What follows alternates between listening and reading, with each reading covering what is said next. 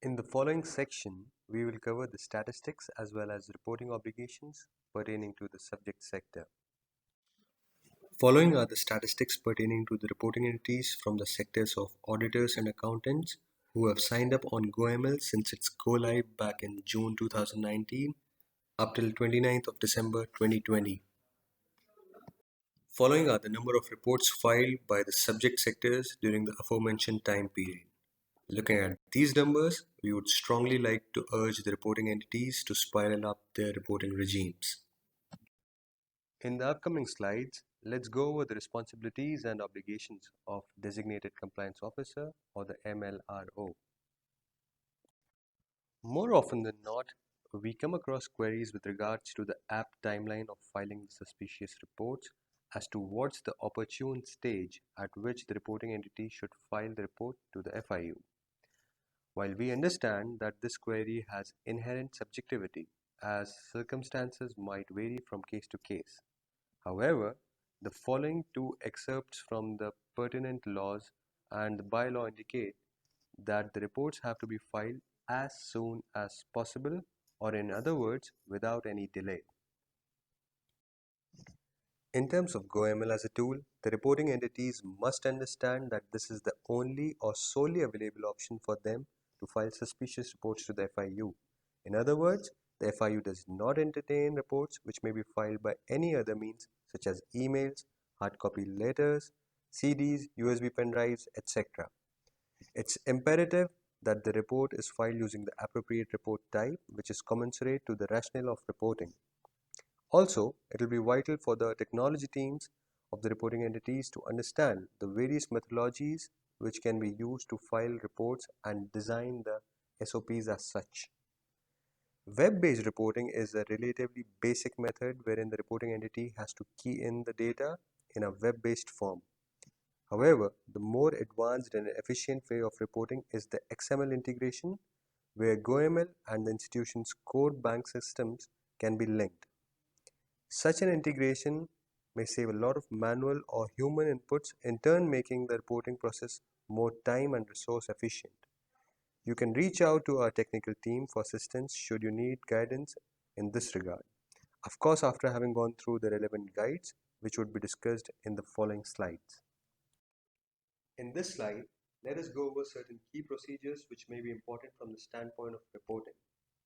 The reporting institutions must have a well-defined and documented SOP with regards to the timeline of filing procedures. The same might be subject to examination by the relevant supervisory body. We encourage the reporting entities to have a secure and robust record-keeping regime.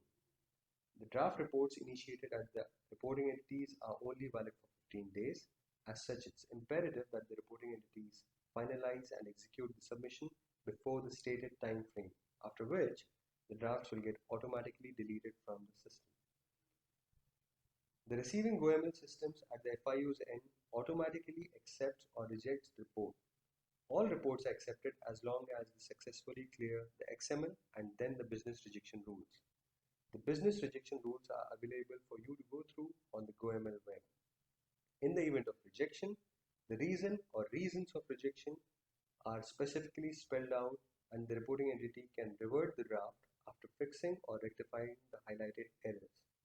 Once the report is successfully submitted, the reporting entity cannot amend the data. As such, if the reporting entity wants to request the FIU to disregard a report or wants the FIU to prioritize a report, for which there must be of course due merit, they can do so. Any correspondence regarding a report which has already been filed must be done using the GoML message board while choosing the appropriate message type and the apt subject. Any other journal guidance related to reports or the filing expectation must be sent to the FIU using its dedicated email, which is fiustr@uaefiu.gov.ae.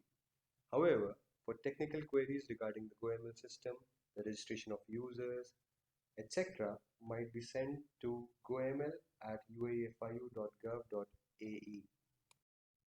Post facto actions after realizing the suspicion, such as restricting the customer's or account's activity, must be taken in line with the relevant laws and regulations and also in line with the reporting entity's own risk appetite based on their internal policies.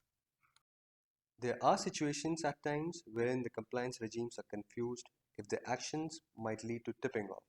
In that regard, we recommend you to go by the approach which is in line with the following parts of the relevant laws and regulations. Now let us go over some of the best practices that we highly recommend the reporting entities to adopt in order to bolster their compliance programs. It is integral to embed a culture of compliance throughout the organization where compliance is everyone's responsibility and not just that of the compliance officers or the compliance departments. This would also merit imparting due training and knowledge sessions to the staff and especially to the frontline staffs. We also encourage you to tune your monitoring systems based on the real life rules and scenarios corresponding to your industry's risks, wherein the alerts can be generated more efficiently and accurately. The institutions must have a duly documented process of internal reporting, investigating, and escalating the reports to the FIU, ideally with a maker, checker, and approver concept to ensure the integrity of the information. We'd like to stress on the expectation that the compliance function must have its due independence and under no circumstances must be influenced by business in terms of the investigations and reporting.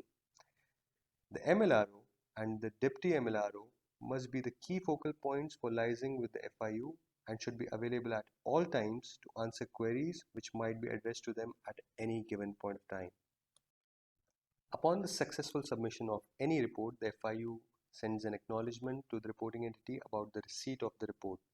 Furthermore, the FIU may even send a bespoke response to a particular report through the message board. The reporting entity may also choose to respond to FIU's response, should it merit, also using the GoML message board. Broadly speaking, some of the major areas where there is substantial room for improvement are the timeliness and accuracy of information imparted to the FIU by the way of reports. While both factors are equally important, in order to maximize the accuracy of information, the reporting entity must ensure the right input in the designated fields on reports, attach the right attachments, documents, and proofs, and must most importantly choose the most relevant reason for reporting, as that plays a major role in our procedure of risk rating and also prioritizing the report. Finally, we would like to strongly encourage the designated compliance officers and their deputies to peruse through the web submission guide in depth and obtain due understanding of the elements such as report types and the appropriate use of fields.